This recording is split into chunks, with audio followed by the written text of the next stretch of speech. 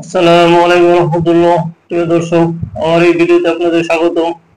দর্শক, শেখ হাসিনাকে নিয়ে দিল্লির নতুন চাল।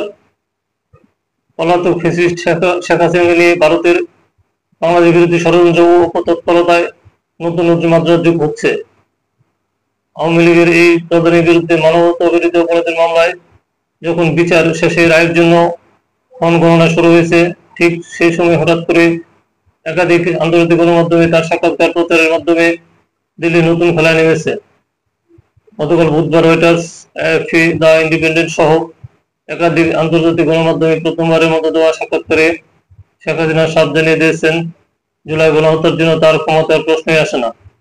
আওয়ামী লীগ ছাড়া নির্বাচন অনুষ্ঠিত হলে সে ভোট বয়কট করবে। দলটি লাখ লাখ নেতাকর্মী তার দলকে বাদ দিয়ে নির্বাচনের মাধ্যমে যে সরকারি গঠন হোক, তাদের সময় তিনি দেশে ফিরবেন না, বরং ভারতে অবস্থান করবেন। তিনি বলেছেন, পরবর্তী সরকারে অবশ্যই নির্বাচন বৈধ থাকতে হবে। আওয়ামী লীগের লাখ লাখ সমর্থক এমন পরিস্থিতি থাকলে ভোটে অংশ নেবে না। একটি কার্যকর রাজনৈতিক ব্যবস্থা চাইলে আপনি লাখ লাখ মানুষকে ভোটাধিকার থেকে বঞ্চিত করতে পারেন না। শেখ হাসিনা বলেন, বাংলাদেশের অস্তিত্ব সত্ত্বেও আওয়ামী লীগ দেশের জন্য ভূমিকা পালনে ফিরে আসবে, সেটা সরকারে হোক আর বিরোধী দলে হোক, এবং তার পরিবারের এর জন্য নেতৃত্ব হওয়ার প্রয়োজন নেই। তবে এর আগে গত বছর এক সাক্ষাৎকারে শেখ হাসিনা ছেলে সজীব বলেছিলেন, দল চাইলে তিনি নেতৃত্ব দেওয়ার বিষয়টি বিবেচনা করতে পারেন।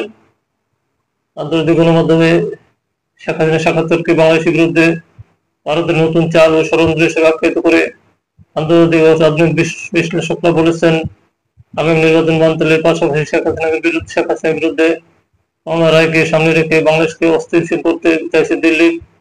দেশটির ষড়যন্ত্রের সঙ্গে বাংলাদেশের অভ্যন্তরীণ নানা গোষ্ঠী যুক্ত থাকতে পারে।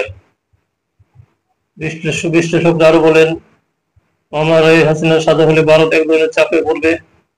বিষয়টি বিবেচনা নিয়ে রায়ের আগেই শেখ হাসিনার বক্তব্য আন্তর্জাতিক গণমাধ্যমে প্রচার করার উদ্যোগ নিল দিল্লি। গত বছর জুলাই বিপ্লবের মাধ্যমে শেখ হাসিনা ক্ষমতাচ্যুত হয়ে পালিয়ে ভারতে আশ্রয় নেওয়ার পর থেকে নানাভাবে বাংলাদেশকে অস্থিতিশীল করতে একের পর এক অপচেষ্টা চালিয়ে যাচ্ছে দিল্লি। কখনো সংখ্যালঘু নির্যাতনের মাধ্যমে মিথ্যা অভিযোগ, কখনো সীমান্তে হত্যার মাধ্যমে উত্তেজনা তৈরি, আবার কখনো হাসিনার উস্কানিমূলক বক্তব্যের অডিও রেকর্ড ফাঁস করার মাধ্যমে বাংলাদেশকে অস্থিতিশীল করতে চেয়েছে দেশটি। দিল্লিতে হাসিনার জন্য একটি রাজনৈতিক কার্যালয় স্থাপন করা হয়েছে।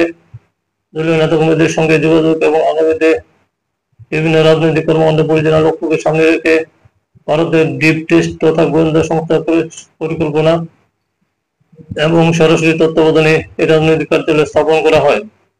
কার্যালয়কে সচিবালয় হিসেবে উল্লেখ করে ভারতের নীতি নির্ধারকরা পুরো নিরাপত্তার চাদরে মোড়া দিল্লির যে সুরক্ষিত হাসিনা ভবনে হাসিনা অবস্থান করছেন, সেই ভবনে তার জন্য সচিবালয় স্থাপন করা হয়েছে। আধুনিক যোগাযোগের সুবিধা সহ ব্যবস্থা আছে এই সচিবালয়ে। হাসিনার পাশাপাশি দেশ শীর্ষস্থানীয় সহ আওয়ামী লীগের শত শত নেতা, গুম, খুন ও জুলাই হত্যাকাণ্ডে জড়িত শীর্ষ জেনারেল, পুলিশের পদস্থ কর্মকর্তা, বেসামরিক আমলা সহ নানা অপরাধে জড়িতদের আশ্রয় দিয়েছে ভারত। এসব অপরাধী কলকাতায় বসে ভারতীয় গোয়েন্দা সংস্থার তত্ত্বাবধানে বাংলাদেশের বিরুদ্ধে বিভিন্ন অপতৎপরতায় লিপ্ত।